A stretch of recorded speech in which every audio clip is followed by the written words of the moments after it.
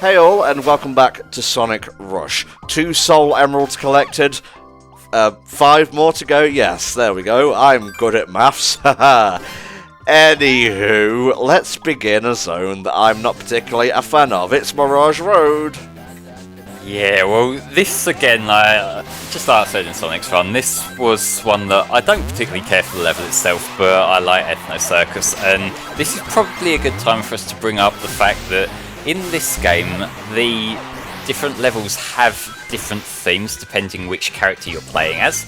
Oh. And I will say that consistently, I think Blaze gets the weaker of the themes.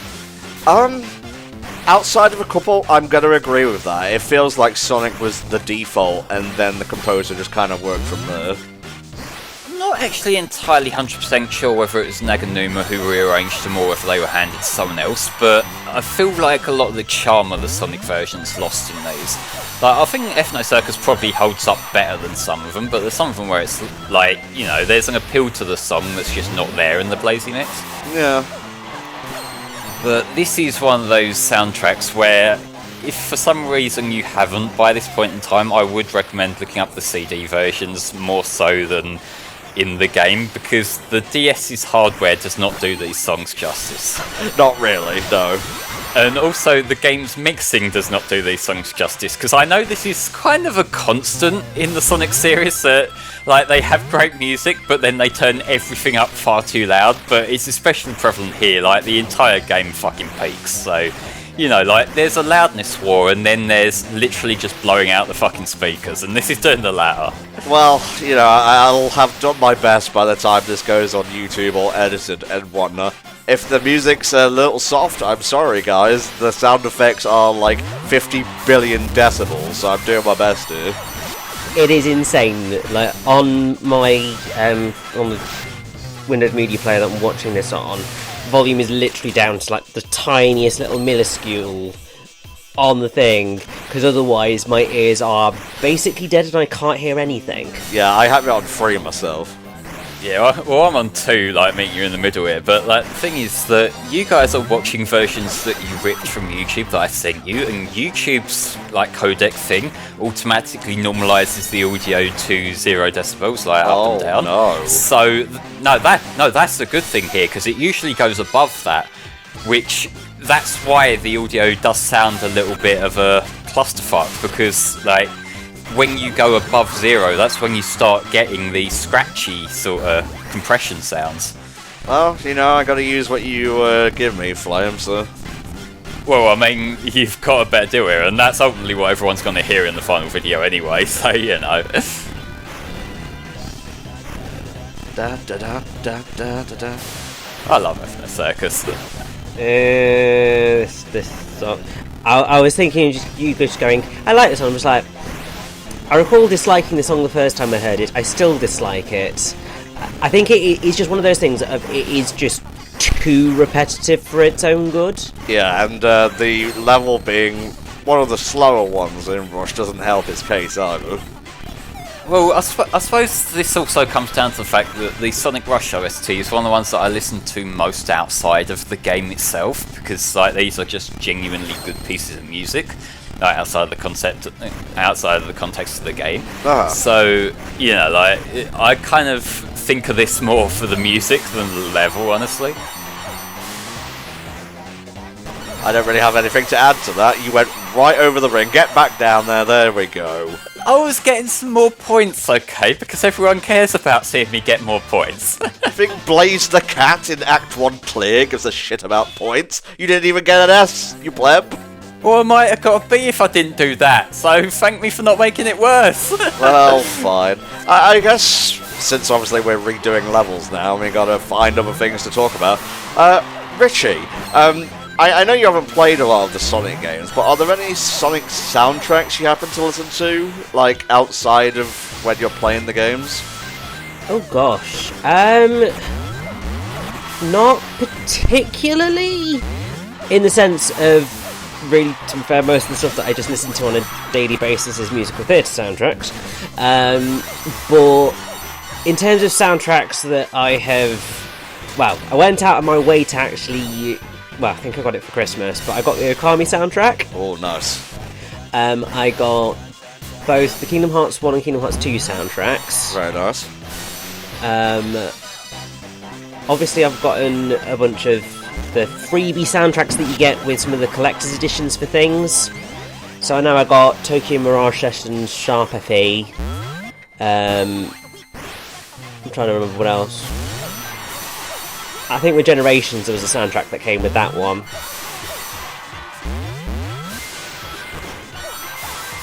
I suppose probably my favourites are Unleashed. I just love that soundtrack. Very strong. It's amazing. Yeah. Probably Black Knight as well. I think that's got some really good vocal tracks.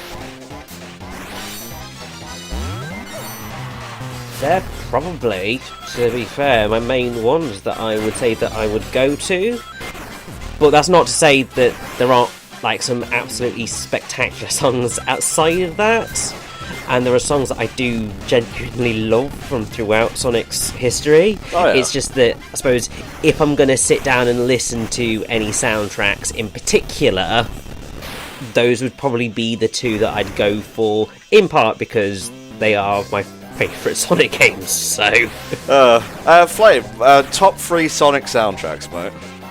I honestly could not whittle it down to 3. I would say that in terms of the ones that I just listen to casually the most, there's this and probably the Sonoe soundtracks, just because like, I like my butt rock.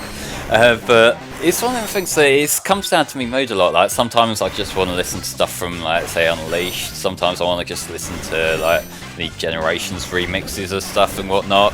Like there's like.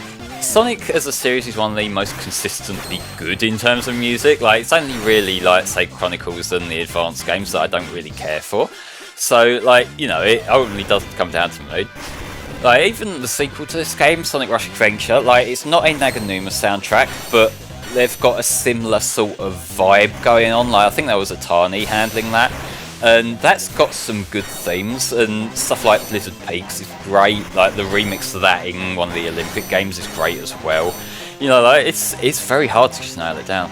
I'm gonna give it a shot. Adventure 1, Colours, and Sonic 3 and Knuckles.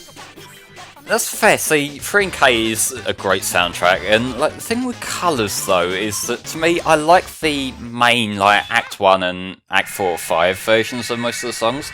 A lot of the Act 2 and Act 3 remixes I don't really care much for. Yeah, that's fair. That's fair. There is some chaff there, but it's mostly high quality, I feel. It suffers from like the same sort of thing as this game really, where it's like the remixes are, well, we've got to make it sound a bit different, but the song's good as it is, so what do we do? And like, I know remixing a song and pulling off the same sort of vibe is an art form in itself, so like, you know, it's not really a fair comparison to make a lot of the time, but you know, it really does stand out when there's such strong bass songs. Oh yeah, I think half the problem with that is when you're remixing songs to feature in exactly the same game. So when you're trying to do multiple versions of the same song, purely because you do have to do something quite special to them in order to make them individual enough to be enjoyable to listen to multiple times, but also similar enough that you can recognise that it's the same song. And to be honest, I don't think there are many, if any, games that really manage to pull that off successfully. I think what kind of causes the disconnect is that a lot of the time when it happens within the same game, it's not the instrumentation they're changing, it's the melody. And the melody is the like iconic part of most of the songs. Because like when you think like the games with remixes like Sonoe did in Generations and what T-Lopes did in Sonic Mania, yeah, those songs are just like cover versions. You know, like it's just the same song but with a different instrumentation to it. Like T-Lopes has adapted those songs into his choice of instruments, and like you can't really do that when it's the same game. Like I suppose you could, but it just wouldn't have the same effect in the same game. So you know, you kind of gonna have the one that is everyone's favourite and the others. I think it is one of those things of you back yourself into a corner creatively when you make sort of that choice, because you do sort of limit your options because you need to use the same kind of sound design philosophy, I suppose, to make your soundtrack sound cohesive. Yeah. That is one that we're coming up to Water Palace next. I know, getting ahead of myself a little bit, but while we're on the subject, that is probably the best example from like this game, because the iconic part of Back to Back is the Louie Louie sample, but they've readapted that so it plays it out slightly differently. So it's not like the part that you would hum along to in the song anymore. Oh my god, a giant Knuckles. He's the same size as Giant Blaze. They're both giant, Jesus. Some people wouldn't mind that. Oh, Flame. You know, we were having a really intelligent discussion about music and whatnot there. I wasn't part of that. I just like letting the co-coms talk and not really interrupt. And now we're into fucking inflation. You know what? Why did I even bother showing up today? You could at least get it right, because that's not inflation, that's giantess. Inflation is a different thing. Whatever, I don't give a fuck. Can we just sort of retain at least some of my innocence, please? You are not innocent in the slightest, Richie. Don't bullshit us. I am not anymore. Who ruined it, though? Is it your own fault or is it us? It's exclusively you, Flame. It will always be you, Flame. Everything I say represents my employer's opinions, Tom64. Ah, well, funny you say that, because you don't let me pay yous. And, you know, that means you're not an employee, so you can go fuck yourself. People won't know the difference when I put that in my Twitter bio, though. I'm trying to figure out if that's more embarrassing than having like a cartoon quote anecdote in there. You passed this round, Flame, but barely. Well, I mean, to be fair, I usually leave my things as in-jokes that maybe 3 people would get, so, you know, it's a bit of a difference there. There's good odds on me being one of those 3 people. Well, I mean, the one I've got at the moment, there absolutely isn't, but yeah, no. Yeah, and here's me doing my ultra-professional Twitter face. Yeah, you're a fucking normie, Rick.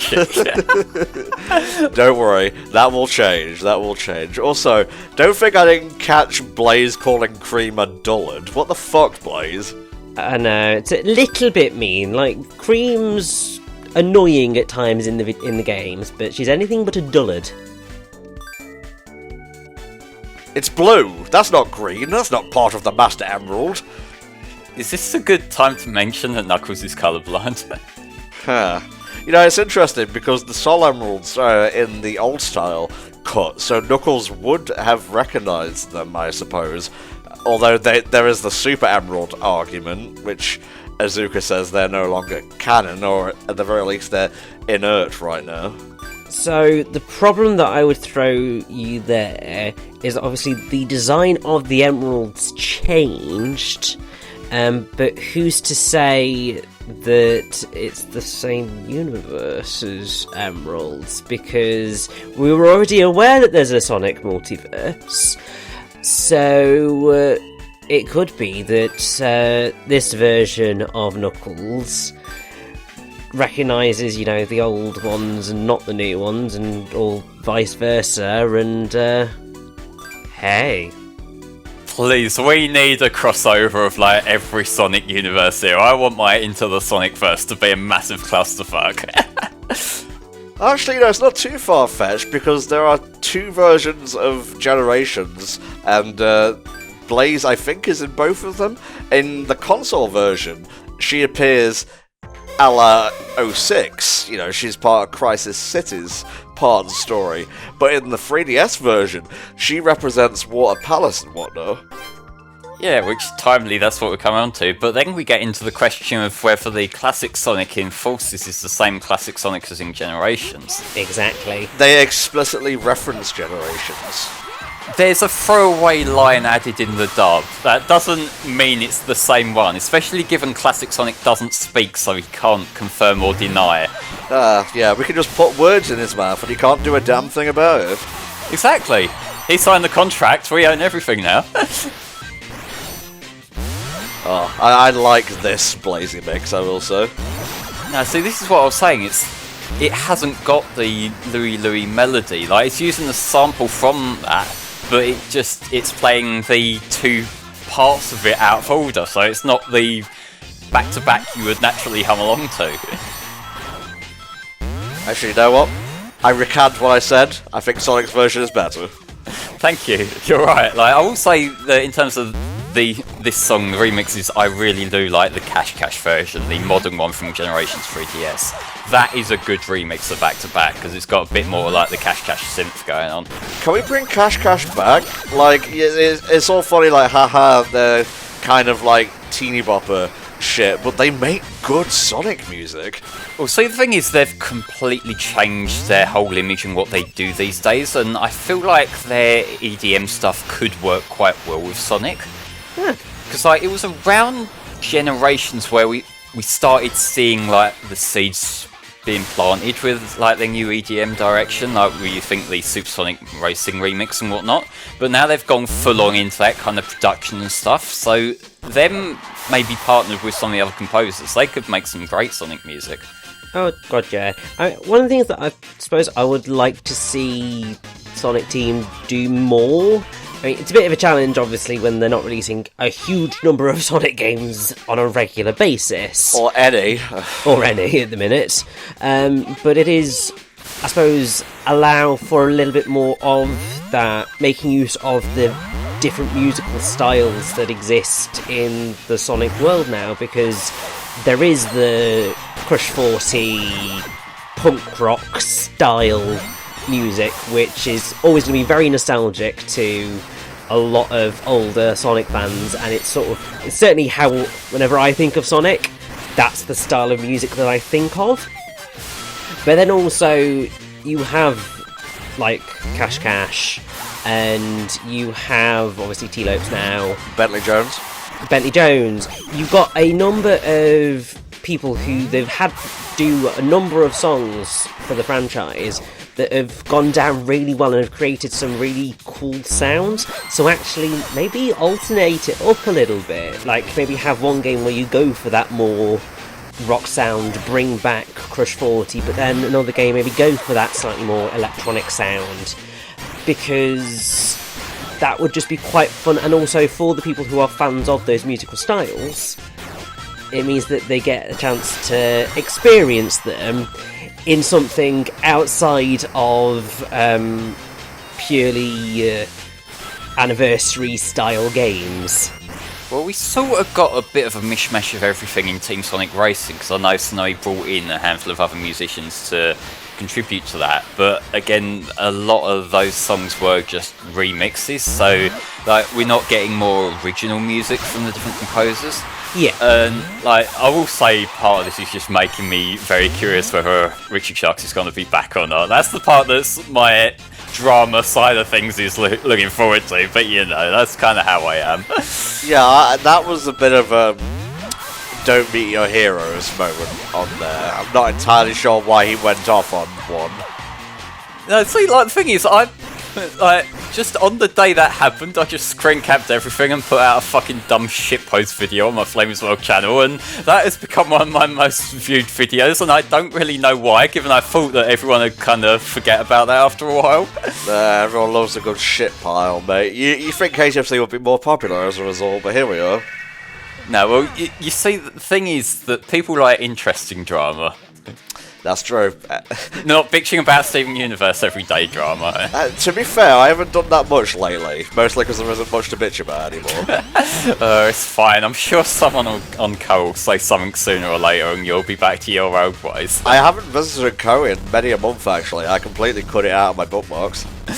Just quarantining yourself from it. I don't blame you, honestly. Enough of that. We have to beat up Purple Nessie over here. Yeah, I can't... This was green in Sonic's Run, wasn't it?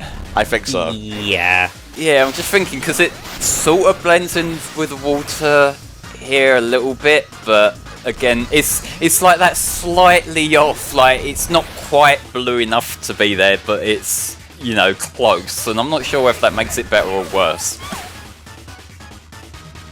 I'd say it probably makes it slightly worse if you have any sort of problem with seeing colours. Well, I don't, so moving on.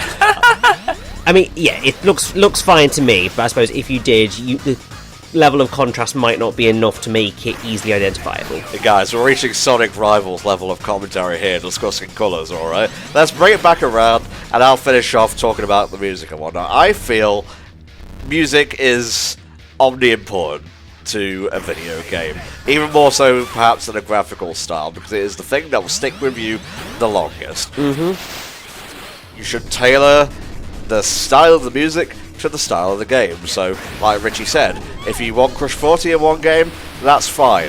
Don't just put Crush 40 in there because, you know, I love Johnny, I love June, but, you know, they have other ventures. They don't need, you know, to be on every music job for the Sonic franchise. And the same goes for like Tomio Otani or Richard Jocks, etc. Make the music fit the game. 2020, heads up. I mean, yeah, that is pretty much it. You need a musical style that fits the style of game that you created, and sometimes, with the best one in the world, it just doesn't match up. Well, I mean, sometimes it does become the sort of thing where we look at this after the fact and think, yeah, Nagumo's music works really well here. But, like, you could easily have had, like, more of a rock soundtrack or more of, like, an electronic soundtrack here, and that would have worked as well. You know, like part of it is, like, music is a creative contribution as well, and so that's just another thing that helps shape the final product. Definitely. Now that you mention it, a lot of Forza's soundtrack would probably slot in here and it wouldn't feel out of place. But yeah, this has been the music discussion part, I guess, guys. But we're done now, so we'll see you next time for more Sonic Rush. Never get on my bad side.